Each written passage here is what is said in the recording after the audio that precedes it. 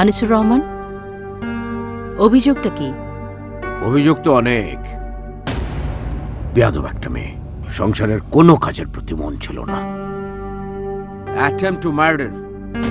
আপনি আপনার স্বামীর মাথা ফাটিয়ে রক্তপাত ঘটিয়ে তারপর পালিয়েছেন। এটা যে কত বড় অপরাধ সেটা কি আপনার জানা আছে? আমি যা করেছি নিজেকে বাঁচানোর জন্য করেছি। আমি ভিকটিমকে কোশ্চেন করছিলাম স্যার। ভিকটিম? প্রুফ আছে যেটা ওয়ান সাইডেড কিংবা ওপেন অ্যান্ড শাট কেস না স্যার। কিন্তু আপনার শ্বশুর আপনার এগেনস্টে মামলা করতে চাচ্ছে, অ্যাটেম্পট টু মার্ডার কেস। আমি কিন্তু সেক্ষেত্রে কোনোভাবেই আপনাকে হেল্প করতে পারবো না আনটিল অ্যান্ড আনলেস আপনি যদি কেস ফাইল না করেন। আপনি কি করবেন? আমি মামলা করব না।